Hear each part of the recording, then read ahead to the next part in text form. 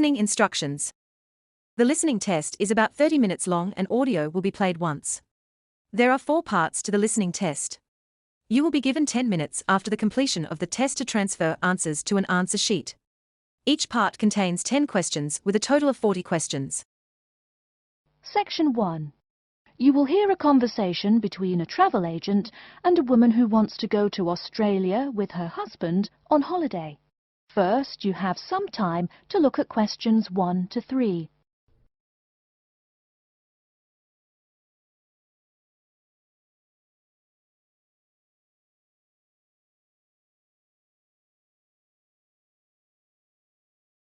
You will see that there is an example which has been done for you.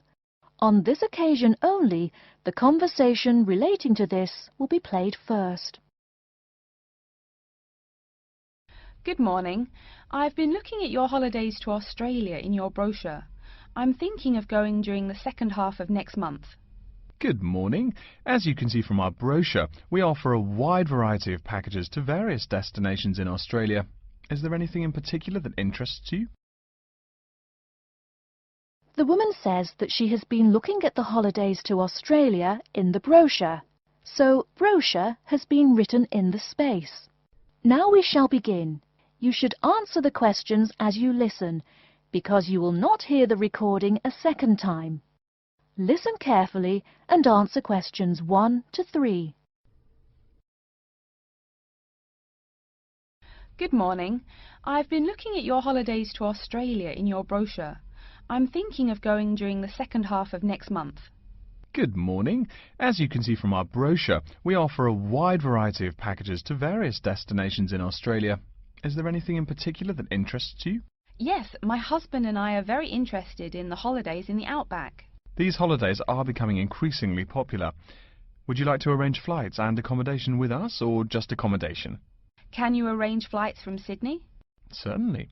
OK, flights and accommodation then. Right, you said that you wanted to travel next month. Which date would you prefer? I should point out that there are no daily flights available, so if you have a flexible itinerary, that's better. Well, we arrive in Sydney on the 15th of April, and we were thinking of travelling to the outback on the 18th of August. April. OK, there's only one flight from Sydney to Alice Springs on the 18th, so I'll book you on that. It leaves at 10 in the morning, which is quite convenient. Shall I book 2 seats for you? Yes, please. As for your stay in the outback, you can see from the brochure that we offer 3 packages: budget, standard and luxury. The budget package is about $500 Australian dollars, the standard package is about $700 and the luxury one is approximately $1,000, though it does depend on exactly what you would like regarding extras. Which one would you prefer? Well, we can't decide between the budget and standard options. Well, actually, just looking at my computer here, on the date that you want to fly into Alice Springs, there is no standard accommodation available. It's fully booked, I'm afraid. That's OK. We think that the cheapest one should be fine for us. We don't mind roughing it for a few days, and we don't expect to be spending much time at our accommodations. We prefer the outdoors. Right, let's look at the room options. Before you hear the rest of the conversation, you have some time to look at questions 4 to 10.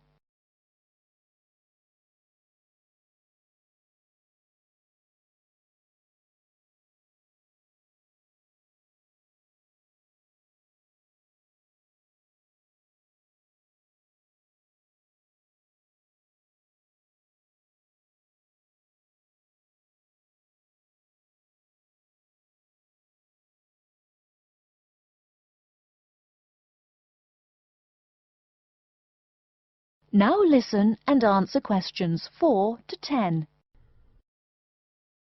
First of all, would you prefer a non-smoking room? Yes, neither of us smokes. OK. Oh, before I forget, could you book everything in my husband's name, please? Yes, of course. Are you paying by credit card? Yes. In that case, I'll need your husband's name exactly as it appears on the card. Of course, it's John A. Smythe.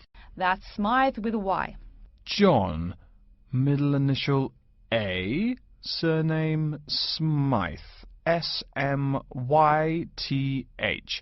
Is that correct? Correct. Thank you. I'll just check the price.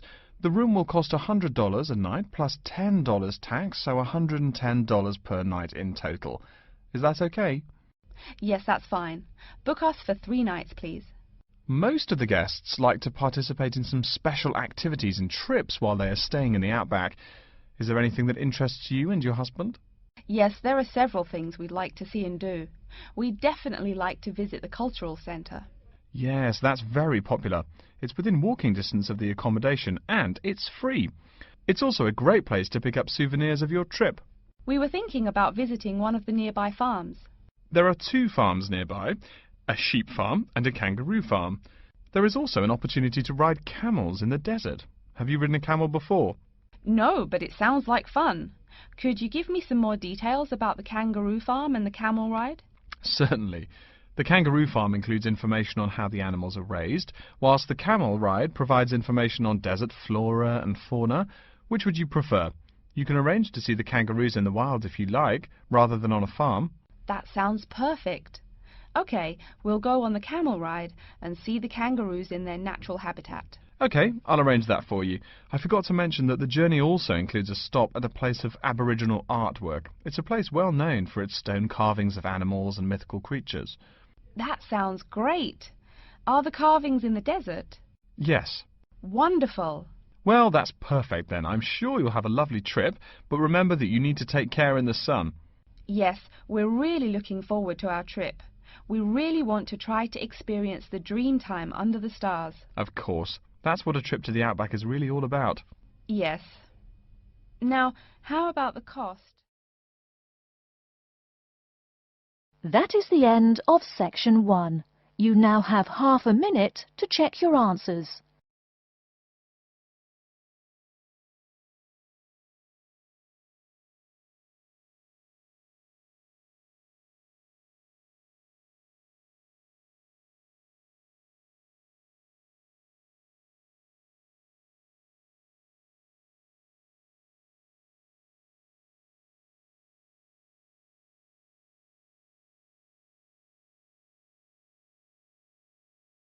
Now turn to section 2.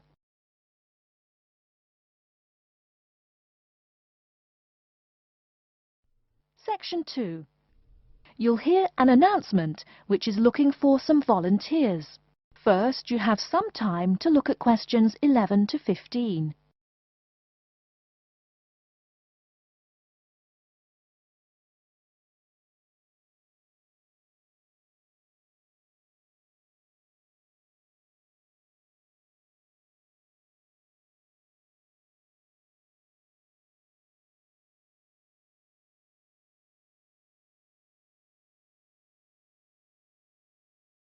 Now, listen carefully and answer questions 11 to 15.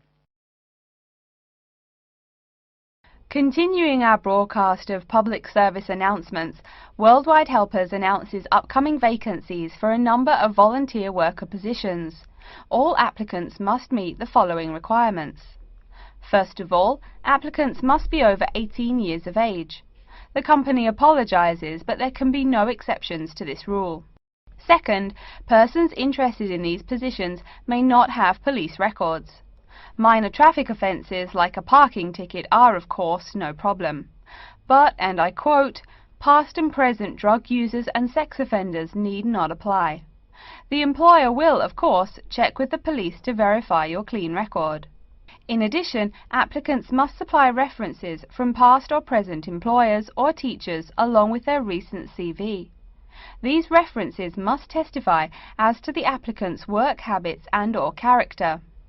Remember, these are references from employers or teachers. A note from your dear old mum won't do.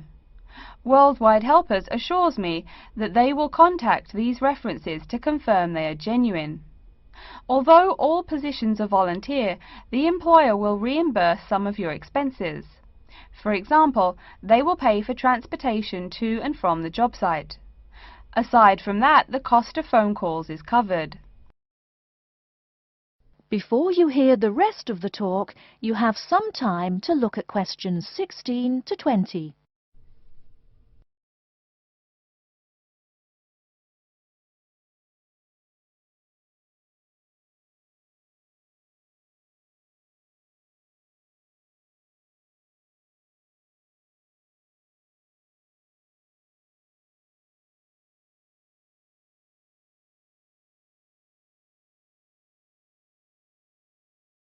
Now listen and answer questions 16 to 20. As for the positions themselves, there are 3 types. The first involves assisting persons confined to wheelchairs. For this position, volunteers must be physically fit and in excellent health. They must be able to lift at least 150 pounds. They should also have a current first aid certificate from the Red Cross. But the most important requirement is that the volunteer must have his own car. On Tuesday afternoons, the volunteers take their clients to various scenic spots around the city to experience and enjoy nature. If you don't drive, but you'd still like to get involved, the centre has a number of openings for people to read to the blind. Readers must, of course, read English clearly. Persons with no foreign accent are preferred. For these positions, you must be available on Monday mornings. Oh, wait, I see a note here. There is one opening for someone who can read Urdu. Apparently, there is a Pakistani blind person who'd like to hear his or her native language, but the other positions are all in English. And finally, there are a limited number of volunteers needed to care for disabled children. I'm sorry, but the information I've been given does not say how many children or what disabilities they have. In any case, you are needed to care for the children for 1 week in August. Apparently, this will be at the close of the summer holiday. I would guess this involves helping them with the routine chores of daily life. Again, volunteers for this position must know basic first aid, be in good health, and be able to lift up to 75 pounds. Okay, our next announcement is looking for someone to facilitate tiger breeding at the London Zoo. And get this, it's a strictly volunteer position. That means you don't get paid. Oh my God, I'm sorry, ladies and gentlemen, but I just have to laugh. That is the end of section 2. You now have half a minute to check your answers.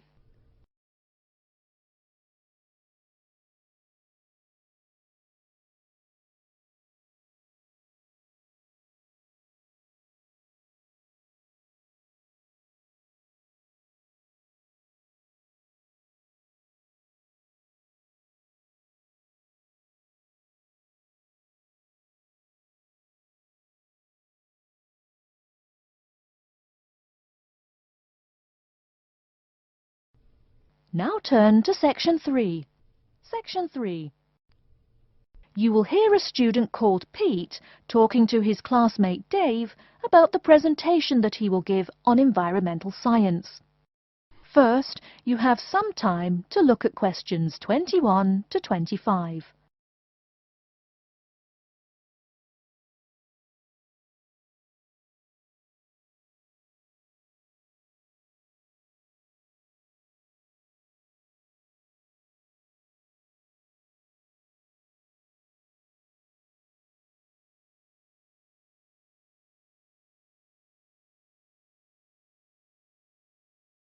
Now listen carefully and answer questions 21 to 25. Are you just leaving the library now? I saw you get there at 8 a.m.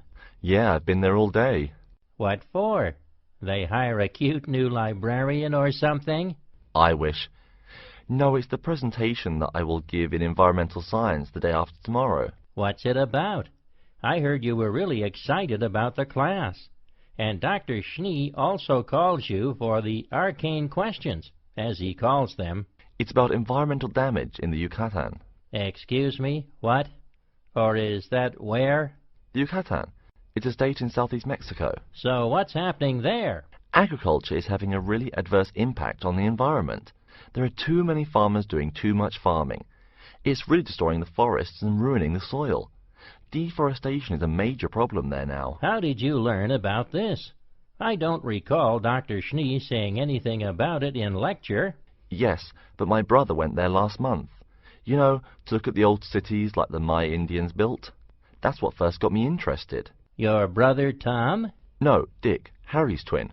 Anyway, he told me how few trees there were now, and how much empty ground that grows almost nothing. He said the place looked more like the desert than jungle in some parts. It brought environmental damage, so I started looking for materials in the library. Here, look at this magazine. What's in it? It's an old issue of National Geographic. It includes interviews with tourists who have been there in the past few years. It's pretty bad. See the photos? I see the photos, but one or two photos don't prove anything. Then read what the article says. Right there. The first thing it points out is how soil samples show it's hard for anything to grow there.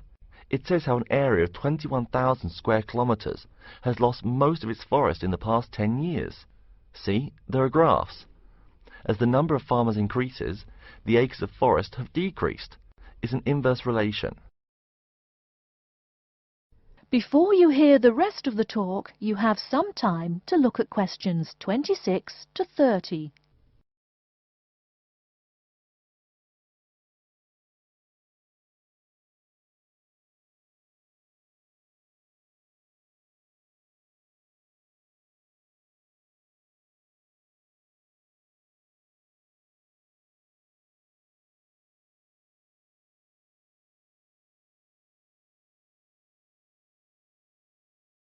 Now listen and answer questions 26 to 30.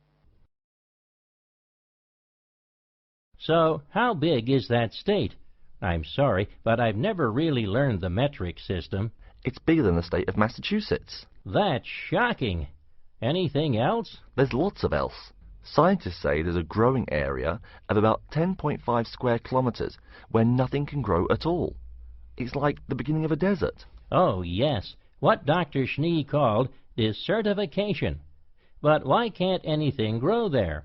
I've never really studied soil chemistry. I'm just starting to look into that subject, but my sister Marie is a geologist, and she says the problem is that the soil has too much saline, with no plants helping to adjust the chemistry. Apparently, that's a common problem with soil types throughout the areas with rainforest. Once you lose the plant cover, it's difficult to bring it back. Reforestation is almost impossible, even if the land is not being used for other purposes. Wait a minute. What is saline? Saline is salt dissolved in water. Scientists who have gone there have taken measurements. They do this by gathering a sample of the soil and running a simple test that shows the ionization of the solution. The geology department in our own university has reviewed the soil at the site too. They're right. It looks pretty bad. The level of salinity is going up. But the plants that would solve that problem can't be planted in soil like that. There is a narrow spectrum of salinity in which the plants will grow. And once you pass the threshold, there is no way to put the problem right? Exactly. It's possible that no one can do anything to stop the trend now. And all because of human greed. Wait a second. How do you know these scientists can be trusted? What kind of reputation do they have? Are they reliable? Oh, they're definitely reliable. They include 4 members of the faculty from the geology department right here at MIT. Here, study these photographs and check the damage yourself. That's what Dr. Horst, who wrote the book here, did. He's newly appointed, but Dr. Schnee said that he's brilliant. So, where are you going now? I'm headed over to the geography department to borrow a map for my presentation. You know, this whole problem could have been avoided. The farmers there in the Yucatan... Pete. What? Go take a break. Leave some studying for the rest of us. That is the end of section 3. You now have half a minute to check your answers.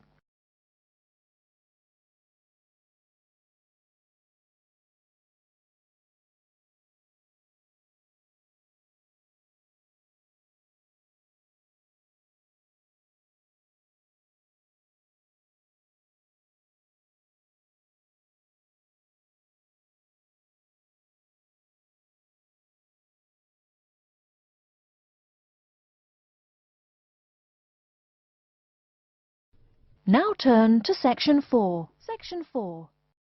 You will hear a lecture's introduction to Insect Biology 101. First, you have some time to look at questions 31 to 40.